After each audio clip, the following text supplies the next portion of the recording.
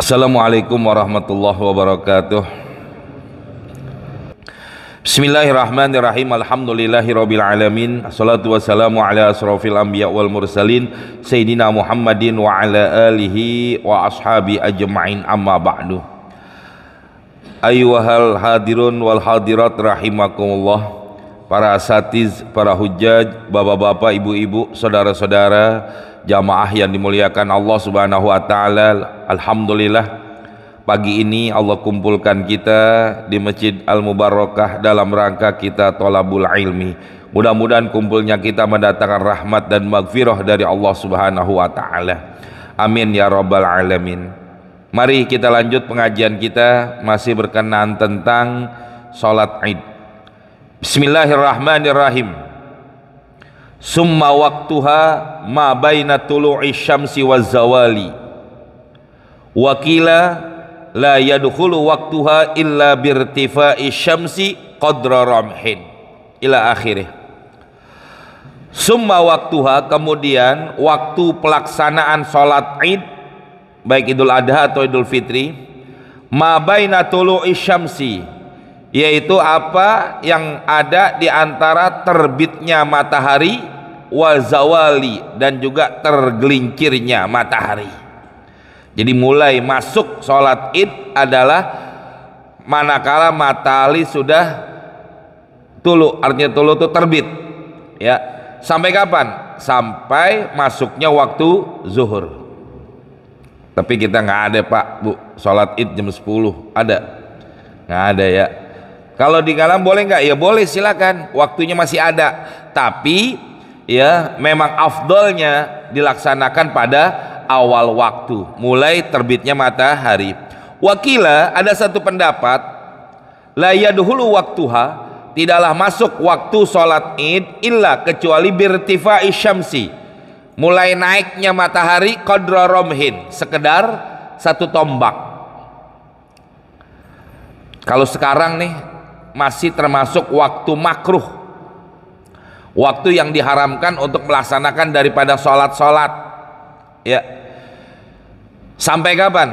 Sampai daripada irtifa'us syamsi, sampai matahari naik sedikit, terbit belum. Makanya di sini dikatakan tulu'is syamsi dengan irtifa'is syamsi itu duluan mana? Duluan irtifa'us syamsi. Jadi sebelum matahari terbit, matahari naik dulu. Kalau bahasa kitanya nongol dulu dikit, disitulah masuk yang namanya irtifa'us syamsi. Lantas dari kedua pendapat ini mana yang paling benar? Was-sahihu, pendapat yang paling sahih adalah al-awwalu, yaitu pendapat yang pertama. Pak Bu, kalau sholat suruk tuh kita biasa habis ngaji kayak gini nih ngelaksanain sholat suruk. Sholat suruk itu mulainya kapan? Tulu'is syamsi atau bukan? Mulainya sholat suruk itu adalah masuknya daripada irtifa'us syamsi ya. Beda dengan kalau matahari udah tulu. Kalau tulu itu udah terbit, udah keluar, udah mulai ada sinar, udah mulai ada cahaya matahari, itu namanya disebut dengan apa tadi? Tulu'us syamsi, terbitnya matahari. Mulai kapan? Maka di sini ada perbedaan. Kalau diperbedakan di sini, maka ada ulama yang membedakan antara sholat duha dengan sholat apa tadi? Suruk. Ada yang membedakan itu. Tapi kalau tidak ada yang membedakan antara irtifa'us syamsi dengan tulu'us syamsi, maka ada yang mengatakan ya suruk, duha. Tapi kalau yang menyamakan ya suruk ya duha, maka dikatakan apa? Irtifa'us syamsi qadra ramhin, satu tombak. Berarti apa? Udah menunjukkan bahwa bukan hanya matahari irtifa, bukan hanya matahari udah mau nongol. Irtifa itu baru mau nongol, kalau tulu udah nongol.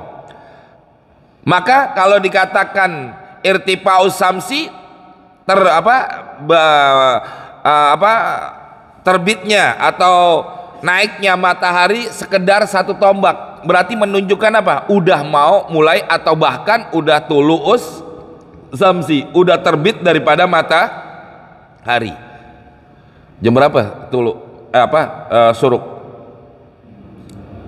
Jam 5:57. Jam 6 lah taruh ya, taruh jam 6. Ya. Kalau kita sholat suruk jam segitu, kalau untuk hari ini ya, artinya untuk saat ini, lah kira-kira kalau kita sholat id 6:30 udah tuluk belum? Bukan udah tuluk lagi, udah betul-betul matahari udah keluar. Ya, makanya dikatakan lihat jamnya, bukan ngelihat dari lihat terbitnya matahari kapan, bukan dilihat dari jam. Kalau orang ngelihat dari jam repot, nanti bisa jadi dia tuluknya jam 6:30, ya kita sholat jam 6:15, boleh apa enggak? Nggak boleh. Kalau buat saat ini orang melaksanakan sholat id jam 6:15, boleh, boleh, karena tuluknya aja suruknya aja jam 6 kurang, jam 6:15 udah pasti tuluk, karena jaraknya itu sedikit pendek antara irtifa'us samsi dengan tulu'us samsi, kurang lebih begitu.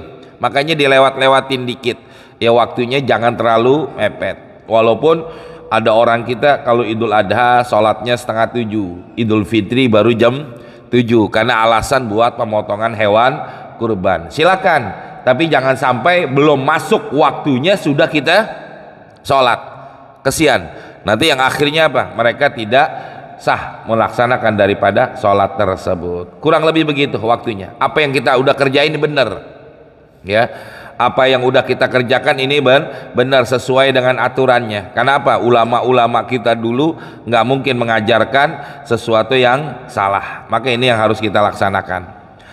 Wa kaifiyatuha, adapun tata caranya, rakaatani, 2 rakaat, li adillatin, karena ada dalil-dalil, wa ijma'il ummah, dan juga menurut ijma'nya para ulama, 2 rakaat salat id. Wa yanwi salat idil fitri awil adha, niatnya adalah salat idil fitri atau idil adha. Usolli sunnata idil adha rakaataini ma'muman lillahi ta'ala, itu caranya ya. Yukabbiru fil ula, dan membaca takbir fil ula pada rakaat pertama, sab'a takbiratin, 7 kali takbir, ghaira takbiratil ihram, selain daripada takbiratul ihram. Jadi usolli sunnata idil adha rakaataini ma'muman lillahi ta'ala, Allahu akbar, itu namanya takbiratul ihram. Habis itu langsung Allahu akbar sampai 7 kali pada rakaat pertama. Wa fisaniyati, pada rakaat kedua khamsan, 5 kali takbir siwa takbiratal qiyami minas sujudi, selain daripada takbir waktu bangun dari sujud. Dari rakaat pertama kita sujud nih, sujud yang kedua mau naik ke rakaat kedua kan takbir Allahu akbar, belum dihitung, selesai tomakninah sebentar, Allahu akbar, hitung sampai 5 kali ya. Itu tata caranya sebagaimana yang kita udah kerjakan ya. Nanti kalau kapan hilang kesunahan daripada takbir tersebut, di sini ada apa enggak wallahu alam, kalau enggak ada baru saya bahas. Ruwiya, diriwayatkan, anna bahwasanya alaihi salatu wassalam kana yukabbiru fil fitri, di mana Nabi membaca takbir pada waktu sholat Idul Fitri wal Adha, fil ula pada rakaat pertama, sab'an qoblal qiraati, pelaksanaannya sebelum baca Fatihah. Jadi setelah takbiratul ihram, sebelum baca Fatihah Nabi membaca takbir 7 kali. Wa fisaniyati, pada waktu rakaat yang kedua khamsan, 5 kali qoblal qiraah, sebelum membaca Fatihah. Itu disunahkannya seperti itu. Buat apa? Ya, salah satu kesunahannya. Nah, nanti begini jamaah, bahas saja dah daripada lupa. Kalau seandainya seorang itu sudah keburu membaca bismillah, maka hilang atau luput daripada sunnah membaca takbir. Umpama habis takbiratul ihram nih, Allah, biasanya rakaat kedua, biasanya umumnya kebanyakan orang rakaat yang kedua, habis dari sujud mau naik rakaat kedua, Allahu Akbar, kan harusnya dia takbir dulu 5 kali, dia lupa. Habis takbir tadi ini Allahu Akbar, Bismillah, baru bismi aja itu udah hilang kesunahan daripada membaca takbirnya.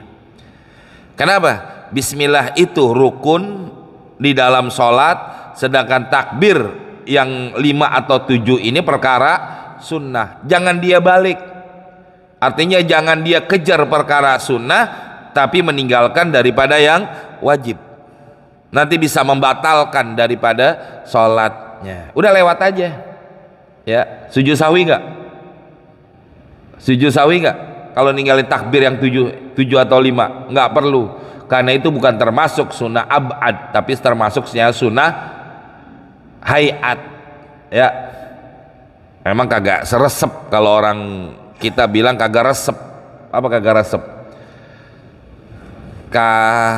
Ya masa sholat id sama dengan sholat-sholat lain? Kan yang membedakan sholat id dengan sholat yang lain apa? Takbir yang 7 dan 5 itu baru ada terasa kita sholat id. Kalau kagak ada takbirnya kayaknya kurang resep, kurang enak ya, kurang legit gitu kayaknya, membedakan antara sholat. Tapi bagaimana kalau udah kelewatan? Ya udah, hilang kesunahan untuk membaca takbirnya, begitu ya. Itu diantaranya, mumpung ingat aja. Berikutnya, rawahu Tirmidzi wa qala, ada yang mengatakan innahu hasanun, ini hadis adalah hadis hasan. Wa qala al-Bukhari, Imam Bukhari berkata, laisa fil babi syai'un asahu minhu, tidak ada di dalam satu bab sesuatu apapun yang paling sahih minhu, daripada periwayatan itu hadis tadi. Titik. Wa yaqifu baina kulli takbirataini, dan dia berhenti di antara 2 takbir qadra ayatin mu'tadalatin, yaitu sekedar 1 ayat yang sedang. Buat ngapain dia berhenti? Yuhallilu wa yukabbiru wa yuhammidu, untuk membaca tahlil, tahmid, dan juga tahmid. Kalau kita baca subhanallah walhamdulillah wala ilaha illallah Allahu akbar. Jadi Allahu Akbar, subhanallah walhamdulillah wala ilaha illallah Allahu akbar, Allahu akbar, baca lagi kayak begitu. Rawahul Baihaqi an Ibnu Mas'udin qaulan wa fi'lan, ya, baik itu secara qaul ataupun secara ucapan ataupun secara perbuatan. Wa makna yuhallilu yaqulu la ilaha illallah, kalimat yang disebut dengan yuhalil, kalimat tahlil adalah la ilaha illallah. Wa tahmidut ta'zim, adapun kalimat tahmidul azim yaitu kalimat subhanallah. Wa hadza isyaratun ila tasbih wa tahmid, ini menunjukkan untuk dianjurkan yang membaca tasbih dan juga tahmid. Wa yuhsinu, yang paling baik membaca subhanallah walhamdulillah wala ilaha illallah wallahu akbar. Ya, kalau kita baca la ilaha illallah itu baru tahlilnya. Terus apa lagi tadi? Takbirnya Allahu akbar, tahmidnya subhanallah. Kita urut aja, walaupun urutannya tahlil, takbir, tahmid. Kalau kita baca apa? Subhanallah, berarti tahmid dulu, subhanallah walhamdulillah wala ilaha illallah Allahu akbar. Jadi urutannya kebalik, kalau kita tahmid, takbir, baru tahlil. Kalau di sini sebutnya apa? Tahlil, takbir, tahmid. Makanya ulama mengatakan wa yuhsin, yang paling baik bacanya adalah subhanallah walhamdulillah wala ilaha illallah Allahu akbar. Li'annahu allaiku bil hal, karena yang demikian itu pantas sesuai dengan keadaan. Wa jami'un, dan juga terkumpulnya lil anwa'il masyru'ati, berbagai macam syariat-syariat lis salati, daripada pelaksanaan sholat. Wahia, kalimat itu termasuk al baqiyatus sholihat, ya, kalimat subhanallah walhamdulillah itu termasuk bagian daripada al baqiyatus sholihat. Nanti ada penjelasan khusus tentang masalah apa itu baqiyatus sholihat. Saya nggak terangin di sini karena ini bukan masalah ini, karena ini fikihnya, bukan kalimat tauhidnya dan kalimat lainnya, kitab-kitabnya. Kama qala Ibnu Abbas radhiyallahu anhuma wa jama'atun. Itu yang dikatakan oleh Abdullah ibni Abbas dan juga sekelompok ya daripada ulama. Oh, ini dia ada nih. Walau nasiya at-takbiratu. Ya, di sini ternyata ada. Walau nasiya, kalau seandainya lupa. Siapa? Orang yang sholat at-takbirati. Jadi maf'ulnya aja. Failnya dibuang. Walau nasiya at-takbirat. Walau nasiat takbirati, kalau seandainya orang yang sholat lupa membaca takbir yang 7 atau 5, wa syara'a fil qiraah, dan dia memulai membaca daripada Al-Fatihah walaupun cekadar baca bismillah, patat, maka luput, hilang kesunahan membaca itu takbir. Wa yaqra'u ba'dal fatihati, dan disunahkan setelah membaca Fatihah fil ula, pada rakaat pertama membaca surah Qaf. Wa bisaniyati, pada rakaat kedua setelah Fatihah membaca apa? Iqtarobat, surat Iqtarobat bikamaliha, sampai habis ayatnya. Ya, kita jarang jamaah, paling banter baca apa? Sabihis, ame, hal ataka, boleh ya, nggak ada masalah, perkara sunnah kok. Ya, baca kuliah sama kulhu juga boleh, cuma kecepetan kan begitu jamaah. Baca Fatihah sholat Idul Adha atau Idul Fitri, waladhdallin, amin, bismillahirrahmanirrahim, kuliah ayyuhal kafirun, cepet banget ya, walaupun boleh. Tapi sunahnya membaca surat Qaf dan juga surat Iqtarobat ya. Wa takunul qiraatu jahron, dan membacanya itu pada waktu bacanya kencang. Lisunnati, karena mengikuti sunnah Nabi, wa ijma'il ummah, dan menurut ijma'nya para ulama. Ya, kayak kita sholat Jumat, Zohor kenapa pelan, Jumat kenceng, sholat duha kenapa pelan, tapi sholat Id kencang. Sunnah Nabi yang nyontoin kayak begitu, itu doang udah ittiba kita namanya, ngikutin apa yang dilakukan oleh Nabi kita Muhammad sallallahu alaihi wasallam. Wa kadza yajharu bitakbirat, begitu juga membaca kencang pada waktu membaca takbirnya, Allahu Akbar, kencang juga ya. Summa yusannu ba'da sholati, kemudian disunahkan setelah melaksanakan 2 rakaat sholat Id, apa yang disunahkan? Khutbatani, 2 khutbah. Jadi sholatnya sunnah, khutbahnya juga perkara sunnah. Tapi ingat hadirin jamaah, jangan dilihat sunnahnya. Ini kadang-kadang ada orang sholat Id, selesai sholat Id pulang. Nanti ada hadis lain yang menerangkan bagaimana fadilah, keutamaan orang-orang yang sholat Id dan juga mendengarkan khatib sedang berkhutbah. Fadilahnya ada, nggak tahu di kitab ini ada apa enggak, nanti saya bahas. 5 ruya, dari apa yang diriwayatkan As-Syaikhan an Ibni Umar radhiyallahu anhuma, anna bahwasanya Rasulullah sallallahu alaihi wasallam wa Abu Bakrin wa Umar radhiyallahu anhuma, mereka semua kanu, di mana Nabi dan para sahabatnya, yusallunal Id, mereka melaksanakan salat Id qablal khutbah, sebelum pelaksanaan khutbah khutbah Id. Jadi sholat Id dulu baru khutbah. Beda dengan Jumat. Kalau Jumat khutbah dulu baru sholat. Ya, kenapa demikian? Ini ittiba namanya, ngikutin apa yang dilaksanakan oleh Nabi kita Muhammad sallallahu alaihi wasallam. Jangan dirubah, ya, jangan dirubah. Harusnya beginian.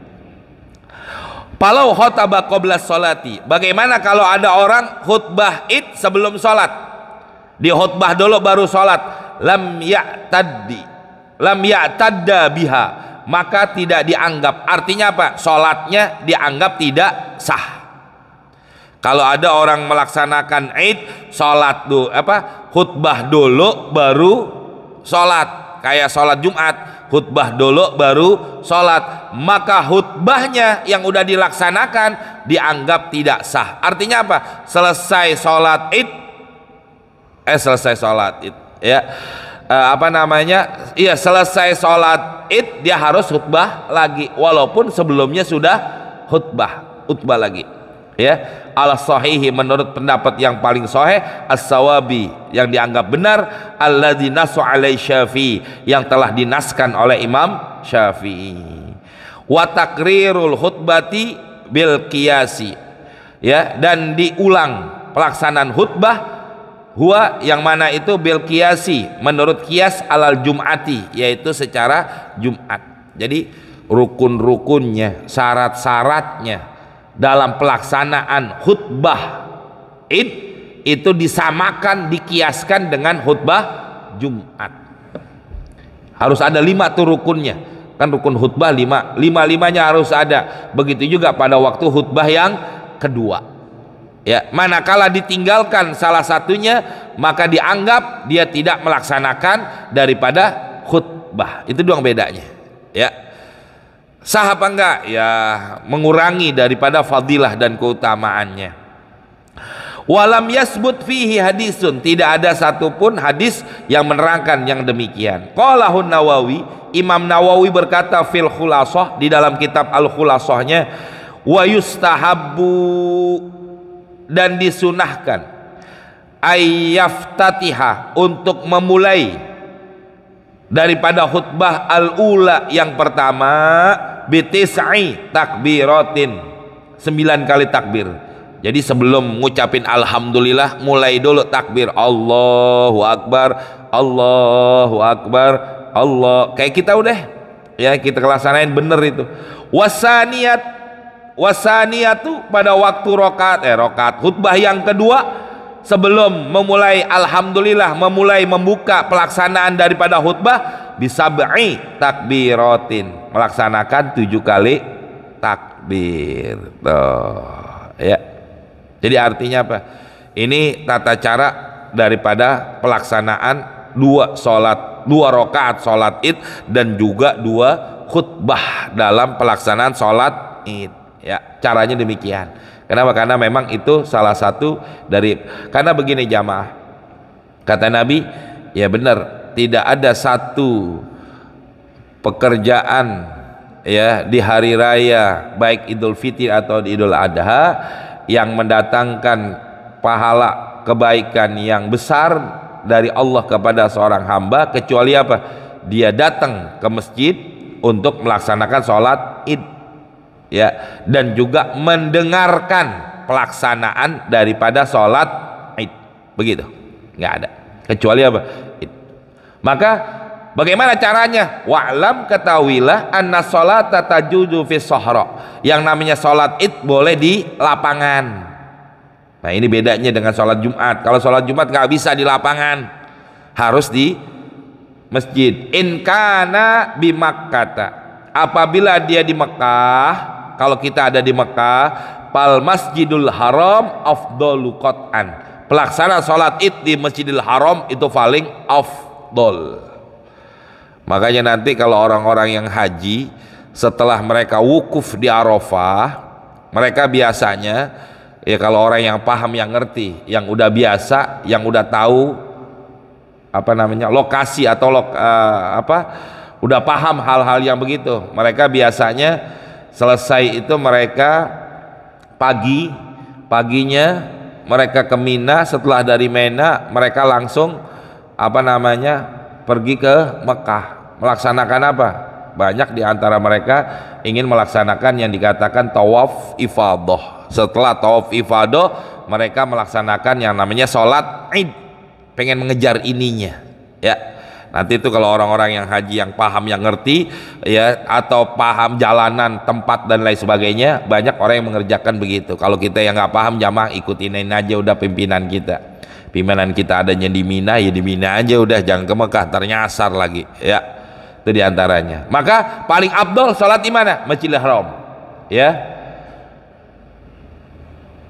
Wa ulhiqa bihi as-Saidalani, yang disamakan dengan itu as-Saidalani, ya, menurut Imam Saidalani adalah Baitul Maqdis, ya, yang ada di Palestina tuh sama, lebih abdol lagi. kalau adanya di Mekah atau adanya di Palestina, sholat idnya bagusin di situ. Wa in kana fi ghairi Makkah, apabila dia berada di selain kota Mekah. Fa in kana uzrun, apabila ada uzur kamatorin seperti hujan, fal masjidu afdal, pelaksanaan di masjid paling afdal. Wa ilam yakun uzrun, wa ilam yakun uzrun, dan sekalipun tidak adanya uzur, sholat id lebih afdal di masjid. Tuh ya, paling afdalnya. Fa in dhaqal masjidah, apabila masjidnya penuh nggak muat, fasohrau aula, boleh bikin di lapangan. Jadi masjid ini muat gak nih? Masjid kagak muat, bikin di lapangan. Berarti di masjid kagak usah bikin aja di lapangan, begitu. Bal yukrahu fi'luha fil masjid, kalau dipaksain juga nggak muat ya, makruh pelaksanaan sholat id itu kalau di masjid, kalau kagak muat ya. Tapi kalau di kita jamaah insya Allah nggak muat di masjid, hampir ke jalanan-jalanan silakan kayak begitu. Kenapa? Karena memang diperbolehkan. Wa in kanal masjidu wasi'an, apabila masjidnya luas, fassahihu anal masjid aula, yang paling soheh pelaksanaan sholat id itu adalah di masjid. Makanya gini jamaah, kalau di tempat kita nih, umpama di tempat kita di sini ada di Masjid Mubarokah bikin, di lapangan bikin, mana yang paling utama kita sholat idnya? Di masjid. Kenapa? Kalau kita di masjid ada niat iktikafnya, kalau di luar, kalau di lapangan ada niatnya nggak ada jamaah, itu bedanya. Maka utamanya adalah kita sholatnya di masjid dibandingkan dengan di lapangan. Kenapa? Karena banyak fadilah keutamaan yang lebih luas. Karena di sini jamaah tidak ada satu hari itu yang paling afdol yang kita laksanakan kecuali kita melaksanakan daripada sholat id. Yang kedua apa? Perbuatan yang paling baik pada saat itu pemotongan hewan kurban.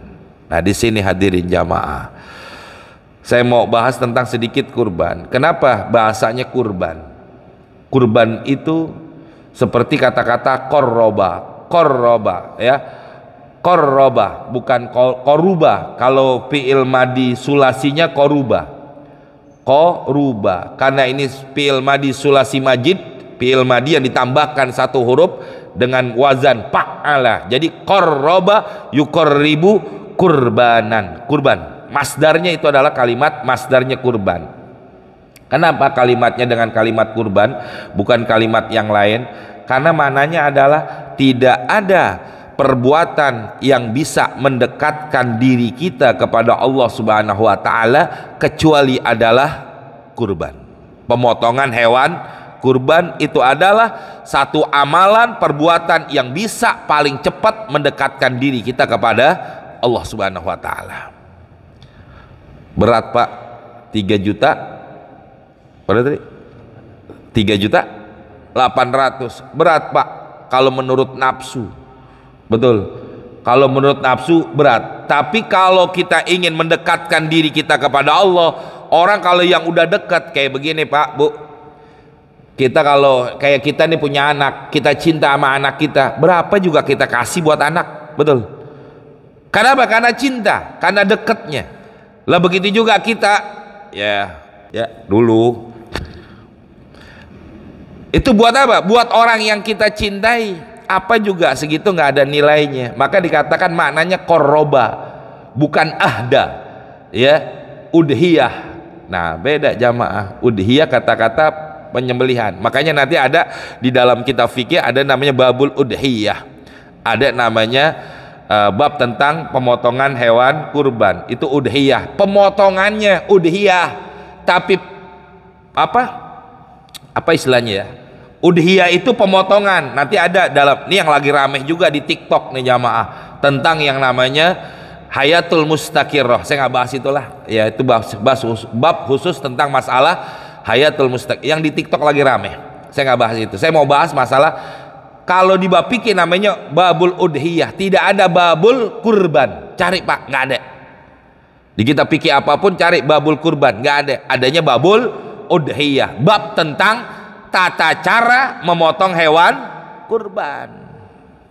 Di situ ada babnya. Tapi kalau cari babul kurban nggak ada.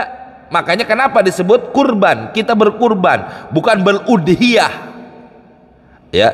Di sini karena apa? Tujuannya Allah kita berkorban bukan apa-apa. Yang Allah inginkan adalah apa? Rasa cinta kita kepada Allah Subhanahu wa taala. Apa yang kita punya berikan kepada orang yang kita cintai. Siapa? Saat ini di hari raya Idul Adha ini yang kita cintai adalah Allah Subhanahu wa taala. Maka keluarkan 3,5 juta kalau kita mau berkurban, mau mendekatkan diri kita kepada Allah Subhanahu wa taala. Pak, punya duit nggak? 3,8 juta. Nggak sekarang Pak, saya tahu. Kalau sekarang sih cuma bawa duitnya 5.000. Betul Pak? Buat ngaji doang 5.000. Di rumah Pak, ada nggak? Di bank ada nggak 3,8 juta? Pak, bilang kagak ada, hilang loh. Betul. Alasan yang dibuat semalam saya baca dalam tafsir Munir, ya, dalam tafsir Munir semalam saya baca. Yas'alunaka madza yunfik. Ya. Ditanya Rasulullah tentang berapa banyak uang yang saya harus infakkan ya Rasulullah. Para sahabat pada saat itu berkata. Kenapa demikian? Di dalam tafsir Munir dikatakan bahwa umat pada saat itu mereka ada gairah, ada semangat, ada keinginan buat mereka apa? Berinfak. Tatkala ada perintah dari Allah dan Rasulnya melaksanakan satu amal soleh, mereka main apa bahasa kita fastabiqul khairat. Mereka main berlomba-lomba, main buru-buruan. Siapa yang paling baik? Tapi zaman sekarang nih kita Pak, Bu, mohon maaf, nggak mungkin nggak ada yang tahu dalilnya, keutamaannya orang berkurban. Tahu apa enggak? Pak, kurban itu akan menjadi kendaraan kita nanti di yaumil kiamah. Kan begitu. Kita nih semuanya umumnya udah pada tahu dalil-dalil keutamaan tentang yang namanya kurban. Tapi kok nggak ada semangat, nggak ada gairah, bahkan dikalahkan oleh yang namanya keinginan nafsu. Wah, 3,8 juta. Mendingan buat yang lain dulu, apalagi ini udah akhir tahun ajaran, maksudnya buat anak sekolah, buat anak bayaran dan lain sebagainya, buat anak yang mau masuk sekolah, yang mau kuliah dan lain sebagainya, yang akhirnya apa? Kita kagak berkurban. Mana himmah kita? Kenapa demikian? Orang-orang zaman awal seperti itu, tapi zaman sekarang enggak. Satu penyebabnya, pertama karena iman kita tipis, yang kedua selain hati kita kotor, yang kedua apa? Yang kedua karena yang menyebabkan ini semua mulai melemah karena tidak ada rasa cinta kita kepada Allah. Cinta kita Pak cuma di mulut, belum sampai di hati. Orang kalau udah cintanya sampai di hati, apapun dikorbankan buat yang dicintai. Nah, makanya kita baru cintanya sampai di mulut doang. Pak, Bu, cinta sama Allah, cinta. Mana buktinya? Nggak ada. Maka kurban inilah salah satu cara buat kita mendekatkan diri kita kepada Allah Subhanahu wa taala. Maka kerugian besar kalau buat orang yang ada duitnya hari ini tapi dia nggak mau berkorban. Makanya saya bilang di mana-mana, niatin kita pengen kurban walaupun duitnya belum ada, insya Allah kita bisa melaksanakan daripada berkurban tahun ini. Amin ya rabbal alamin. Nanti kita baca lagi yukabbiru minakru samsi. Kapan mulainya? Takbir. Kalau Idul Fitri mulainya maghrib. Kalau Idul Adha nih besok mulainya subuh pada waktu tanggal 9 Zulhijjah. Jadi kita lagi pada apa namanya puasa Idul Adha, puasa apa? Puasa Arafah, subuhnya udah mulai takbir. Tapi kita nggak ada Pak begitu, jarang ya. Nggak ada. Mulai tanggal 9 Zulhijjah tuh takbir nggak ada. Tapi disunahkannya mulai takbir subuh daripada hari Arafah, mulai kita takbir sampai terusnya. Kalau kita biasanya kapan? Mulainya maghrib juga. Tapi boleh nggak di subuh tanggal Arafah? Boleh, disunahkan untuk kita bisa bertakbir. Mudah-mudahan ada manfaatnya, mudah-mudahan semua ya Allah berikan kemudahan buat kita semua, dan mudah-mudahan ya Allah berikan kita rezeki yang halal yang banyak sehingga kita bisa berkurban tahun ini. Kita baca Fatihah, dengan keberkahan Fatihah yang pada sakit Allah angkat penyakitnya, yang dan mudah-mudahan orang tua kita, keluarga kita, ya guru-guru kita semua yang telah meninggal dunia, Allah jadikan kuburnya raudhah min riyadil jannah. Kita doakan saudara-saudara kita yang sedang melaksanakan ibadah haji, ya mudah-mudahan mereka semua dalam lindungan Allah Subhanahu wa taala. Allah berikan kesehatan, Allah berikan kemudahan, Allah berikan kelancaran dalam pelaksanaan ibadah hajinya, sehingga mereka pulang membawa haji yang mabrur. Kita dan keluarga kita mudah-mudahan dipanggil oleh Allah bisa berziarah ke Baitullah, berziarah ke makamnya Rasulullah sallallahu alaihi wasallam. Bihadiniya wa ila hadratin Nabi. Al-Fatihah. A'udzubillahi minasyaitonir rajim. Bismillahirrahmanirrahim. Alhamdulillahirabbil alamin. Arrahmanirrahim. Maliki yaumiddin. Iyyaka na'budu wa iyyaka nasta'in. Ihdinas siratal mustaqim. Shiratal ladzina an'amta 'alaihim ghairil maghdubi 'alaihim waladdallin. Amin. Bismillahirrahmanirrahim. Alhamdulillahirabbil alamin. Allahumma shalli ala sayidina Muhammad wa ala ali sayidina Muhammad. Allahumma hab lana ya wahhab ilman wa hikmah wa li rizqi ya razaqun lana musahila wa bil khairi ya fatah faftah lana wa bil ilmi ya alim kun lana mufaddila. Rabbana atina fid dunya hasanah wa fil akhirati hasanah wa qina azabannar. Wa sallallahu ala sayidina Muhammadin wa alihi wasallam walhamdulillahi rabbil alamin. Assalamualaikum warahmatullahi wabarakatuh.